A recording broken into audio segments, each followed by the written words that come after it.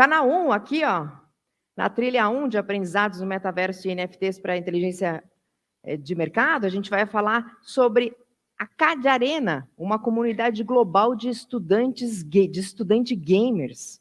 Quem vai falar sobre isso para a gente é o Tomás Macu, Product Manager na ACAD Arena. Aqui na trilha 2, canal 2, aumento da receita e competitividade com ESG, a gente vai falar sobre sustentabilidade como estratégia de diferenciação e criação de valor. Pedro Machado, gerente de produtos e serviços na Auren. Seja bem-vindo. E na trilha 3, Data Analytics revolucionando Business Units, a gente vai falar sobre Data Driving Mindset para estratégia e customização de produtos com Karina Pinheiro, Super and Commercial Products na Visa.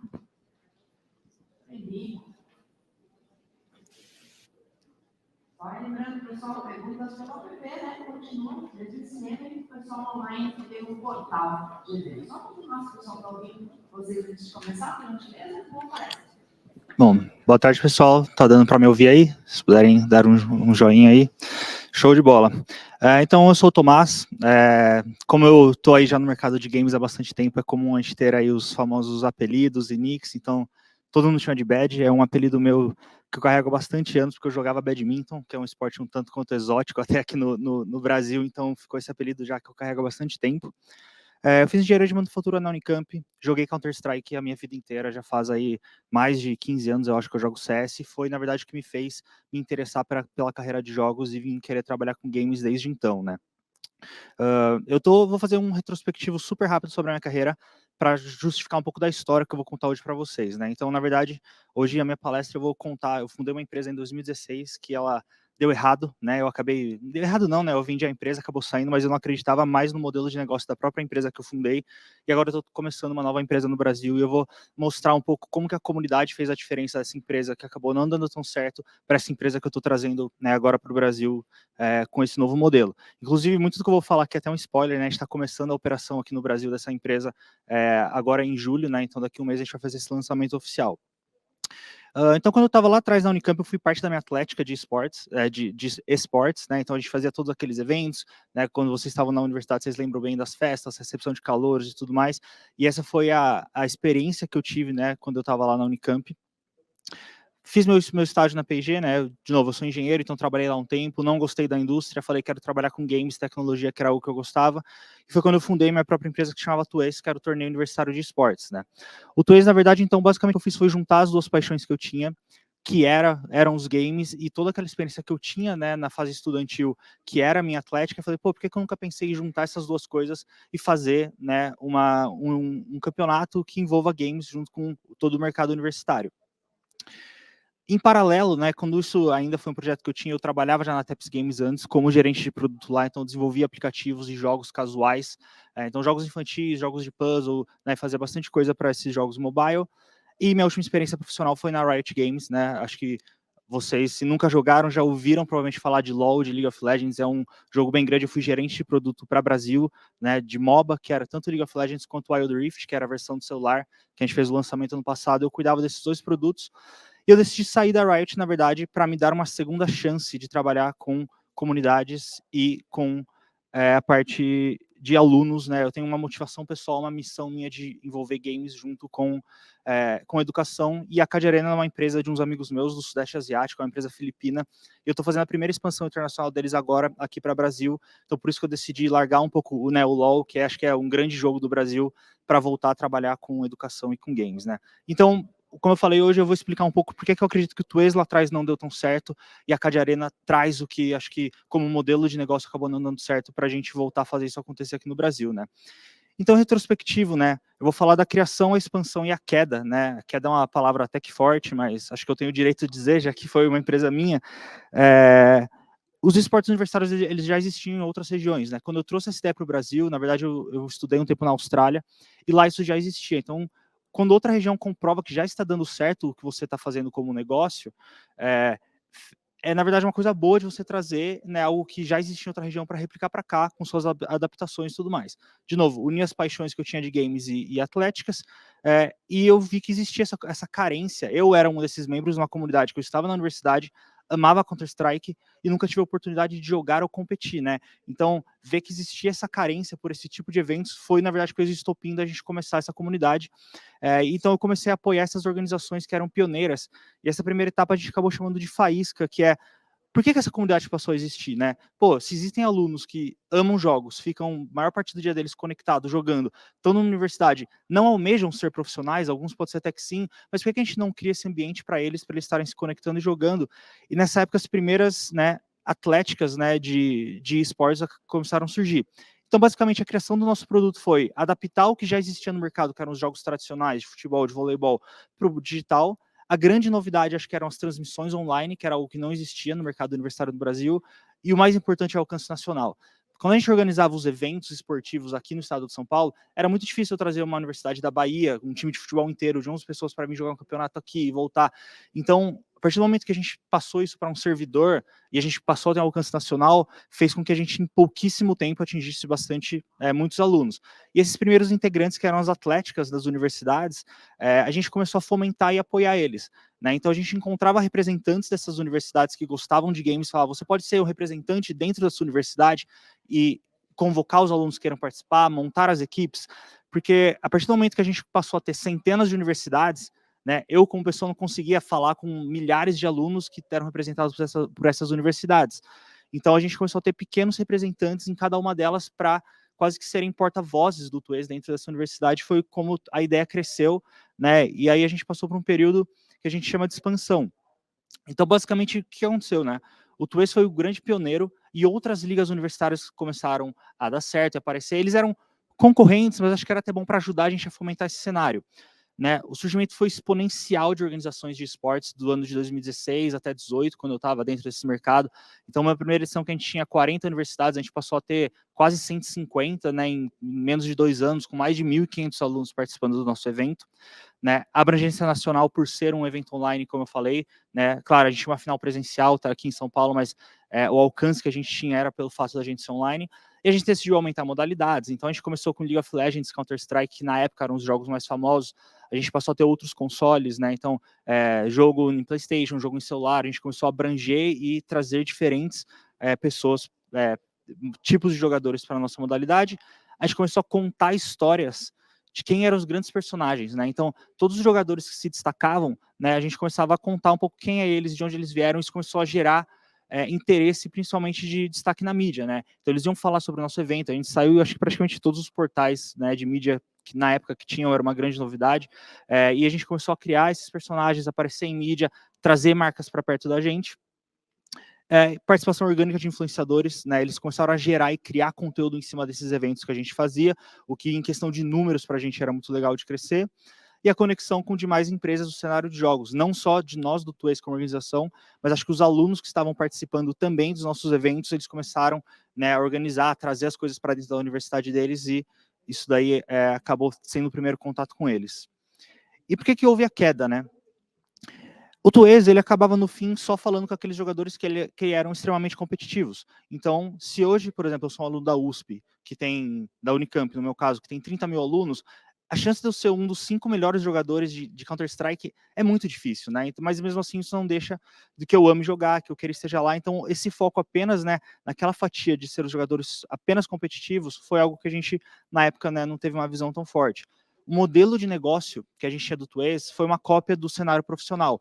Então, a gente trazia os times profissionais, basicamente, eles têm grandes números, grandes audiências, né? Eles hoje vivem praticamente de patrocinadores, e a gente viu que isso não funcionava para o universitário, né? Dificilmente a gente vai ter um alcance e um nível de visualização tão grande quanto o cenário profissional, né? Então, as métricas de performance serem baseadas em transmissão não funcionavam, né? Isso basicamente, então, a gente entregava o evento e falava, pô, não tá dando certo, né? A gente está aqui com 100 pessoas assistindo nosso evento, quando um cenário profissional do lado tá com 50 mil. Por que uma marca vai se interessar, né, em me patrocinar, sendo que tem um profissional do lado que tem, né, 50 vezes mais pessoas, 500 vezes mais pessoas assistindo, né?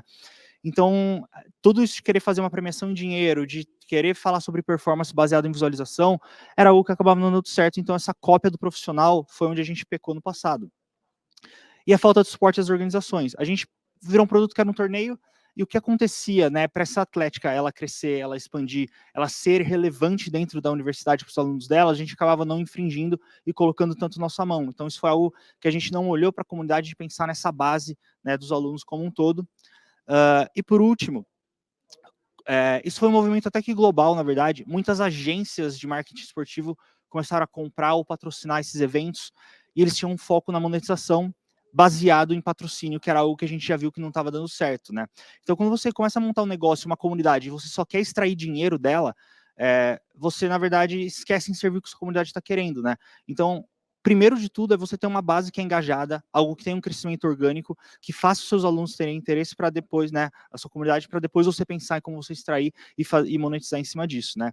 Esse falta de incentivo financeiro daí das marcas, porque a gente tentava vender o projeto baseado em visualização, deu errado no Brasil, deu errado nos Estados Unidos, deu errado na Europa. Então esse período de 2016 até 2019 foi o crescimento e ao mesmo tempo um declínio super rápido dessas organizações estudantis e torneios universitários, né.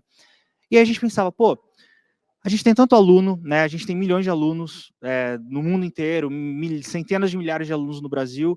Por que isso acaba não tá dando certo, né? Sendo que a gente vê que eles querem jogar, eles são apaixonados por jogos, queira ou não, eles são um nicho de pessoas que são inteligentes, têm acesso à tecnologia, né? Eles estão dentro da universidade. E a gente percebeu que, na verdade, a gente estava ali, nossa faísca era só a ponta do iceberg, né? Que era a competição.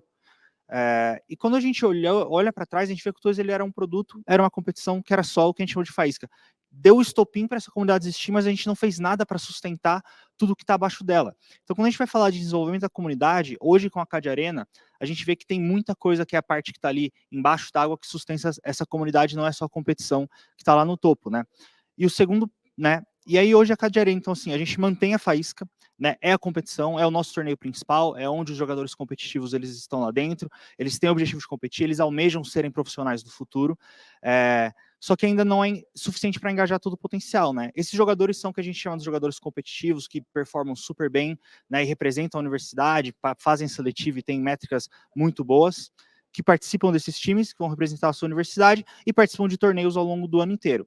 Esse é o produto principal que a gente está falando, que a gente chama dos hardcore players, que são esses jogadores lá em cima, né? Só que daí, a gente pensa, lembra que eu comentei um pouco atrás? Pô, a chance de eu ser um dos 5 melhores alunos da minha universidade é baixa. Isso não quer dizer que eu não ame jogar, que eu não queira jogar. E quando a gente começou a estudar quem que são as demais personas e pessoas que a gente tem que atingir, né, para games e universidade darem certo, a gente viu que os jogadores casuais eram a maior parte desses jogadores, né? Isso a gente acabou descobrindo depois de falar com as atléticas, falar, meu, por que vocês não estão crescendo? Por que vocês estão. A universidade de vocês tem 5 mil alunos e só 10 estão participando e jogando? E a gente via porque eles não tinham ativações e o que fazer com esses jogadores que eram mais casuais.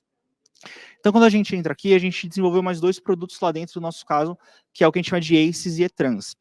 Aces são basicamente os torneios que são de jogos mais divertidos, menos casuais, você pode ter vários times da universidade, você não precisa ser, né, muito bom jogador para estar lá. E Trans é uma ferramenta que a gente desenvolveu para as próprias atléticas organizarem os próprios eventos para a sua comunidade interna, com as regras que eles queiram. Então a gente estava provendo ferramentas para que eles pudessem desenvolver a própria base dentro da universidade em múltiplos universidades, com alcance nacional em vários lugares, né?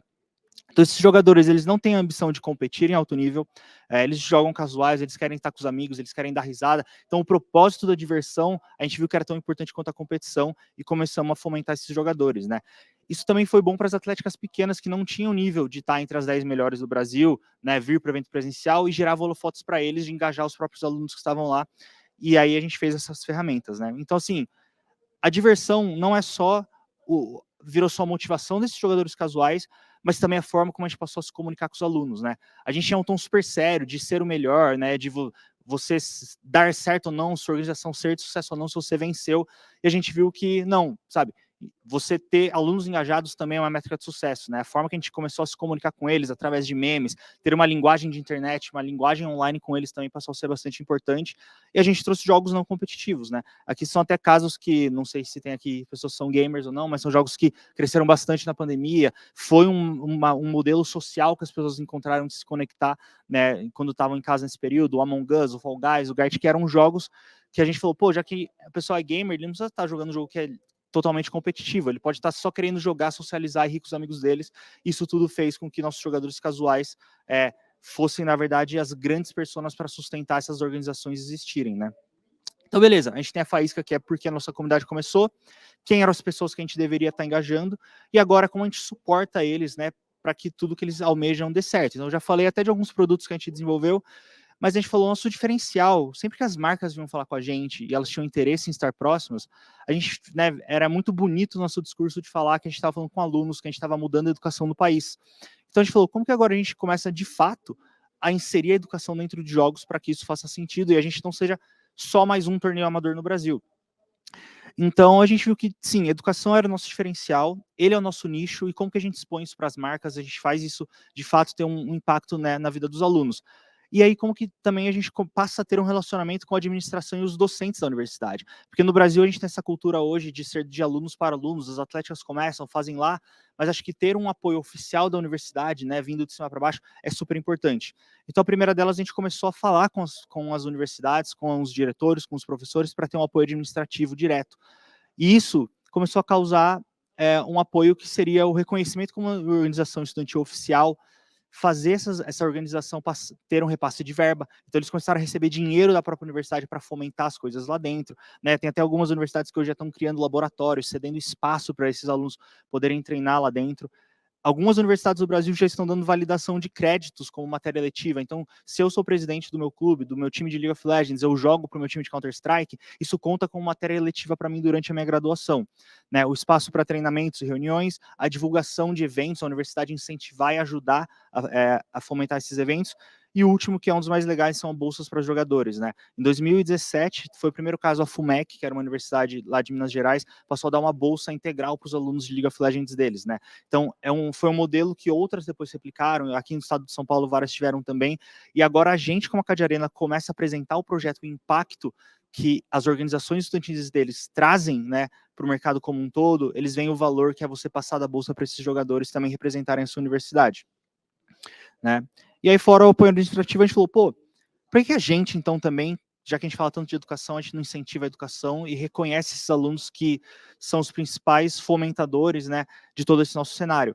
E a gente começou a dar algumas bolsas de atletas, né, a bolsa de alunos, né, de diferentes formas. Então, os líderes das atléticas, né, os atletas de cada um dos times, né, apoio à família foi uma bolsa que a gente fez para alunos, né, que hoje a família tinha baixa renda, então eles, através dos jogos, eles podiam trazer dinheiro para casa. Mulheres em games ainda é, sim, um cenário majoritariamente masculino, então, principalmente competitivo e esportes, então, meninas que engajavam e faziam parte do cenário, a gente está reconhecendo elas lá dentro também. E para criadores de conteúdo, né, então o pessoal cria conteúdo para YouTube, faz transmissão ao vivo, a gente começou a entender quem que eram essas pessoas que movimentavam o cenário como um todo, e a gente passou a pagar a mensalidade da universidade deles, a gente começou a dar um dinheiro para eles pagarem a república, moradia, transporte. Então, foi uma forma que a gente viu de ajudar esses alunos que eles estavam fomentando o cenário lá dentro. E aí, muitas marcas vieram falar com a gente começou a fazer bolsas patrocinadas, né? Então, a Logitech, Twitch, Rumble Royale são hoje empresas que têm bolsas com nomes deles, a gente faz toda a administração, abre edital, né? Faz tudo para envolver essas marcas, né, e eles estarem próximos dos alunos. Foi uma forma que a gente entendeu de estar misturando educação junto com games. E o último ponto, que é o Play to Earn, foi, na verdade, o que fez a nossa empresa virar uma grande startup, né? Então, não sei quem de vocês já ouviu falar do X Infinity, é um jogo Play to Earn que ficou bastante famoso nos últimos anos. É um jogo caro para você comprar os NFTs lá dentro, poder começar a jogar. Então, o que a gente fez foi, a gente quase que criou uma pequena guilda, em que a gente comprou várias dessas contas e a gente começou a entregar as contas para os alunos jogarem. Então, é como se fosse quase que um estágio em que você se dedica 2 horas do seu dia jogando, que já era algo que você fazia, e tudo que você vai gerar de renda dentro desse jogo, né, você fica com 70% e 30% é o que a gente tem para fazer toda a administração, né, ter todos os processos aqui dentro da gente, né. Então, isso começou lá na Filipinas, onde também um país, enfim, de terceiro mundo, assim como no Brasil, você está fazendo $200 por mês jogando, é um dinheiro considerável para você que é um aluno, tá lá ganhando quase R$1.000 por mês, né. Então, a gente estava com fila de coisa de mais de 8 mil alunos na nossa fila para conseguir ganhar uma dessas nossas bolsas e contas para estar jogando, como gerando uma forma de estágio lá dentro também, né. Então, depois expandiu para outros jogos, né, a gente, né, tá toda hora adaptando, o mercado muda, os jogos mudam, a gente tem que se adaptar e ver onde os alunos estão e quais jogos eles têm interesse em jogar, e claro, estão sendo rentáveis para eles naquele momento também. Inclusive, né, a Cade Arena, a gente teve um seed round agora em novembro de $3,5 milhões, estamos fechando um Series A agora de 9 milhões, e grande parte dos nossos investidores vem de cripto, né? O criador da Axie Infinity é um dos nossos, né, investidores também, então a gente está bolando ainda toda a visão a longo prazo da nossa empresa, de como a gente vai inserir todos esses alunos, né, e conectar eles, né, agora que a gente está expandindo para outras regiões, né, Brasil está sendo a primeira, estamos indo para Vietnã, para Coreia e para Singapura agora também, e a gente quer conectar tudo isso que eu estou falando de alguma forma. E o último deles, né, de educação, é o que a gente chama de Bootcamp, que são quase que workshops e palestras. Um pouco do que a gente está fazendo aqui é a gente levar para dentro da universidade palestrantes, falar sobre o mercado de jogos, como que eles, né, se inseriram lá, talks interativos com premiação, enfim, capacitar mesmo os alunos para quando eles saiam de lá, eles têm interesse em inserir o mercado de games, né, eles estarem presentes. O mercado de games já é um mercado bilionário, né, acho que bastante gente já falou dele aqui hoje, mas ainda muito aluno, muita gente vem perguntar no LinkedIn, eu tenho muito interesse em migrar de carreira, entrar, trabalhar com jogos, como eu faço, né? Então, por ser algo novo, não são todas as universidades que hoje já estão falando do mercado de jogos. Então, a gente começar a capacitar, fazer o nosso papel como a Cade Arena, né, de levar a educação e ajudar esses alunos, também a gente viu que era parte importante de estar fomentando essa comunidade. Então, de novo, fizemos a faísca, a comunidade começou, definimos quem eram essas pessoas, suportamos eles de diversas formas, e agora a gente tem que conectar tudo isso de certa forma. Então, assim, conexão, a gente viu que é um lado social. Você, quando está na universidade, é um dos melhores, né, fases da sua vida, é onde você vai para festas, é onde você vai morar em república, é onde você conhece muita gente, é onde você faz amigos que vão durar a vida inteira, e a gente tinha que continuar isso e apoiar e dar o que esses alunos precisam para eles se conectarem de forma social, né? Então a gente começou a ver o que eles tinham de interesse em comum, é competir, é ver um anime, é ir no karaokê, né? Quais são os tipos de atividades que esses nossos jogadores queriam, e a gente começou a entregar para eles tudo que eles precisavam para fazer isso acontecer, né?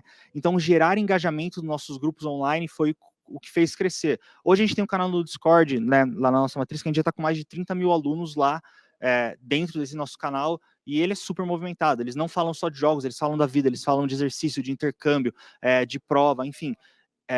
Quando a gente fala que a gente tem que descentralizar um pouco e ver o que eles estão fazendo, e a gente apenas vai lá e regar e continuar vendo onde eles estão, e a gente como empresa tem que se adaptar ao que a comunidade está fazendo, é o que a gente tem feito principalmente nesse lado social, né? Então, quando a gente fala de alunos para alunos, é até legal que muitos moderadores que a gente contratou hoje, que a gente paga eles mensalmente com criptomoeda, inclusive, que eles fazem toda a moderação dos nossos canais, eles organizam os eventos, são alunos que começaram a fazer isso de forma voluntária, a gente reconheceu quem que eram esses grandes entusiastas da nossa comunidade e a gente trouxe eles para perto, né? Então, assim, hoje um aluno que tem 20 anos, que está lá dentro da universidade, está envolvido, às vezes ele conhece muito bem quem que são os colegas dele do que eu, que já me formei há bastante tempo, que estou fora do mercado, então a gente trazer eles para perto e recompensar eles por isso, né, é algo que foi bastante legal. E aí entra também uma parte nossa de conexão global, né? Como eu falei, a gente está saindo do Sudeste Asiático para o Brasil. Eu, quando fiz minha universidade, acho que, né, eu tive a chance feliz de fazer o intercâmbio, mas não é todo mundo que eu acho que tem a oportunidade de conversar com alguém da Ásia, com alguém da Coreia, né, China, que são indústrias que são, para a gente, até polos, né, de games e desenvolvimento. Então, a gente está dando a chance para os alunos se conectarem com outros alunos, né, de outro lado do mundo. É algo que a gente viu que a gente poderia fazer, que as universidades não estavam fazendo, e a gente viu que, vamos começar a fazer isso, e é um diferencial para o aluno, né, ter uma conexão, uma parte social com outros alunos, né, em outras partes do mundo. Então, nesses canais eles têm a oportunidade de jogar juntos, de conversar, né, de ver esses interesses em comum, e a gente vai fazendo atividades que vão engajando, né, e incentivando os alunos a fazerem isso, né, a gente faz esse reconhecimento que eu falei de quem são os entusiastas, e a gente traz eles para muito perto. E por último são os eventos, né, dessa parte social. A gente ainda quer trazer experiências físicas, né? A gente vai levar palestras, feiras, a gente traz os líderes das atléticas para perto, faz atividades com eles, para eles se conectarem, a gente ouvir deles, eles ouvirem da gente o que são os nossos planos também, e a gente daí viu que tudo isso é o que faz a experiência ser única, né? Então, assim, basicamente a Cade Arena, eu sempre brinco, eu falo que o grande objetivo da Cade Arena é entregar uma experiência para o aluno que é gamer, que eu não tive quando eu estava na Unicamp, por exemplo, quando eu estava na faculdade, né? Não existia nada disso, eu era quase que a criança estranha lá na época que jogava Counter-Strike, ninguém entendia nada, como que eu não assisto futebol, mas eu tô assistindo 5 caras lá sentados jogando um jogo online, né? E isso agora, a geração nova que tá entrando já cresceu dentro disso, isso já é super comum para eles, então a gente quer fomentar e entregar uma experiência para esses alunos que são gamers dentro da universidade. Então, tudo bem, falamos aqui da faísca, falamos um pouco das personas, do suporte, um pouco como a gente conecta todos eles, e por último é a fidelização. Todo ano estão entrando centenas de milhares de alunos na universidade, né? e também todo ano estão saindo esses alunos. E essa era uma preocupação que a gente tinha de, pô, ao mesmo tempo que a gente tem que engajar quem está entrando, como que a gente faz com que esse cara que está se formando, ele não perca o vínculo com a gente, né? Ele mantenha algum tipo de conexão, porque é o que vai fazer a longo prazo, acho que nossa comunidade crescer. Porque se as universidades não derem mais vagas, o tamanho da nossa comunidade para sempre vai ser o mesmo, né? Então, todo mundo está se formando, a gente tem que trazer esses caras para perto. E a gente viu que os alunos que estavam se formando, que continuavam conectados com a gente, eram aqueles, principalmente aqueles que decidiram seguir carreira, seja em jogos ou não, mas que tinham alguma forma de gratidão pela nossa empresa, da gente ter fomentado e ajudado eles a atingir o objetivo de carreira que eles queriam na época, né? Então, assim, na universidade é quase que você consegue ter sua primeira experiência profissional. Quando você vai lá e começa uma organização de esportes para a sua universidade, você está lidando com as marcas que vão patrocinar o seu time, você está falando com a administração da sua empresa para explicar a importância do projeto, você está recrutando outros alunos para fazerem parte dessa sua comunidade também. Então, acho que tudo isso é uma primeira oportunidade que você tem, enquanto você não começou o seu estágio na universidade, né, de fazer algo que seja um pouco mais profissional. E aí vem o orgulho em pertencer, né? Eu, apesar de já ter me formado há alguns anos, eu ainda tenho muito orgulho da universidade que eu fiz, dos amigos que eu estive, da atlética que eu fiz parte.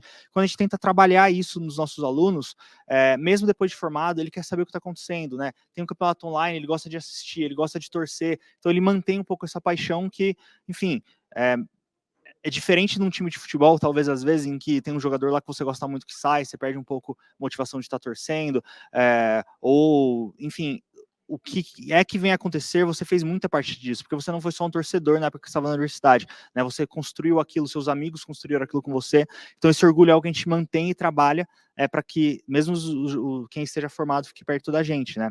Então a porta de entrada para o mercado de games é algo que aconteceu muito também, eu vou falar um pouco de casos de sucesso aqui, né, em que basicamente muitos alunos que vieram do universitário hoje estão sendo grandes personagens, né, do mercado de games no Brasil, e vitrine para empresas e times profissionais, né? Tem jogadores nossos que começaram no universitário, foram contratados por grandes empresas, né? Tem muitas marcas que esses alunos conhecem empresas por conta do período deles no universitário, né? Eu sou um exemplo disso. Quando eu comecei o Tuês, eu conheci a Riot Games por conta dessa época. A Twitch, que foi uma patrocinadora nossa na época, né? Um dos diretores deles, que é o fundador da Cade Arena, foi esse networking que eu construí, que me guiou muito na minha carreira ao longo dos anos também, né? Então eles começarem a se conectar com profissionais do mercado, né? É muito importante para a gente, é super legal, né? Então, assim, hoje, né, tem muitas marcas que estão apoiando, patrocinando, né, inclusive a Cade Arena agora, que eu conheci na época que eu estava organizando, né, os jogos, estava lá na Atlética, que viraram profissionais do mercado depois, e a gente mantém esse relacionamento, né? Então, essa porta de entrada para o mercado, de novo, primeiro contato com empresas e marcas, experiência em diversas áreas de atuação, não importa se você é jornalista e quer criar conteúdo, se você é psicólogo do seu time, se você é o head de comunicação da sua Atlética, independente de onde você vai querer trabalhar, com jogos você vê que tem opções de carreira bem diferentes lá dentro, né? Então, a criação desse networking foi o que eu falei. E outra coisa que é muito legal, tem muito aluno que vem procurar a gente, pô, eu tô fazendo meu TCC para o mercado de jogos, ou eu tô fazendo um projeto, uma iniciação científica como professor, e a gente quer fazer um estudo de campo, a gente quer, né, conversar com organizações profissionais de esportes, vocês nos ajudam, vocês criam conexão, vocês podem nos fornecer dados, e tudo isso a gente faz com o maior prazer do mundo, que é uma forma que os alunos estão levando games para dentro da universidade também, é por conta disso, né? Então, ele tá lá apresentar para um professor dele, né, e mostrar que o mercado de games hoje é maior do que de cinema e música junto em relação a dinheiro, é algo que talvez, né, alguns docentes nem têm tanta visão ainda, e é legal de estarem levando informações para dentro da universidade, a gente ajuda tudo isso a acontecer. Então, aqui tem números, eu trouxe alguns casos de sucesso que para mim são bem legais, né? Então, o Pescuma, quando ele estava na universidade, a gente contratou ele para ser o narrador de Hearthstone, que era um dos nossos jogos, e hoje ele virou o gerente de esportes da NTZ, que é uma das maiores organizações de esportes do Brasil. O Turtle, ele é um menino que estudou na PUC aqui em São Paulo, que ele era um jogador do time, e hoje ele está na MBR. A MBR é um dos maiores times de Counter-Strike do Brasil, mora nos Estados Unidos, salário em dólar, e enfim, ele ficou super famoso, e para mim foi um super orgulho de ver que ele surgiu do campeonato que eu tinha organizado na época. O Gus também, a gente contratou ele na época da universidade para narrar os nossos campeonatos, ele até hoje é criador de conteúdo para YouTube, vive disso, né, e faz esse tipo de coisa. O Patron, ele era aluno da Universidade Federal do ABC, ele era o coach do time de League of Legends de lá, e hoje ele é contratado pelo Flamengo, né, ele é o head coach desse time do Flamengo, que é um time profissional que joga o Campeonato Brasileiro também, então vê que ele né, ele, enfim, nem está trabalhando um pouco no que ele estudou, mas vê que a oportunidade que ele teve na universidade como head coach, né, como coach do time de LoL dele, é o que ele faz hoje como profissional, né, o Freitas também foi um dos líderes da atlética dele, hoje ele faz toda a parte de product design da Kabum Esports, né, a loja Kabum tem um time profissional de esportes também. O Fefo era um aluno que a gente convidou ele para ser apresentador, né, dos primeiros eventos presenciais que a gente fez, de ser host de evento, né, e hoje ele segue carreira nisso, ele é contratado por inúmeros eventos e feiras para hostear o evento, para fazer a apresentação. Então, ver que a gente teve a chance de mostrar grandes talentos, acho que é muito legal. E não só quem continuou no mercado de jogos, né, tinha o Tonella, um grande amigo meu, que ele foi designer, né, da Atlética de Esportes dele, e hoje ele é designer de uma empresa, então o currículo praticamente que ele construiu e criou foi na época que ele estava dentro da universidade, foi a chance que ele teve de começar a construir isso, né? Então, esses pontos, né, um pouco da história que eu conto do porquê que eu acredito que a Cade Arena hoje, ela está conseguindo consolidar essa comunidade, a gente está tendo milhares de alunos envolvidos, bastante engajados, é porque a gente não está olhando só para a competição, que é o que no mercado de esportes sempre foram os holofotes, a gente está olhando para a comunidade como um todo. Então, para fechar, né, um último slide só para recapitular, quando a gente fala de desenvolvimento de comunidade, basicamente a gente, né, quer capacitar todos esses indivíduos, né, esses grupos de pessoas com as habilidades necessárias para efetuarem mudanças em suas comunidades. Então a gente não quer mais ditar o que elas vão jogar, como que elas vão jogar, a gente quer dar as ferramentas, ouvir eles e prover o que esses jogadores precisam para dar certo, né? Então assim, se hoje vocês puderem sair daqui com um aprendizado, acho que esse é o slide que seria a faísca que como a comunidade começa a existir, qual que é a razão dela existir, né? Por que essas pessoas elas estão unidas com o mesmo propósito? Qual que é esse propósito?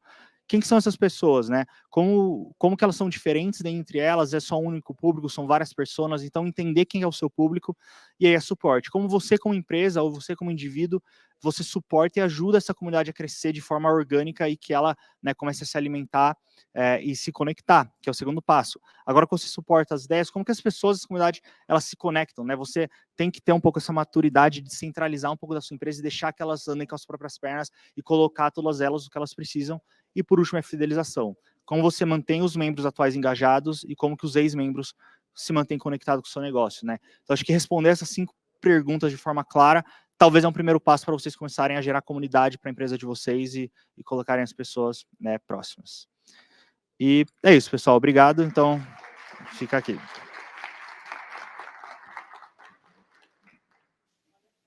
Tomás, não recebemos perguntas Tá joia. enquanto, tá? Obrigada, Tá bom. viu? Obrigado, Parabéns pessoal. pela apresentação. Tá joia.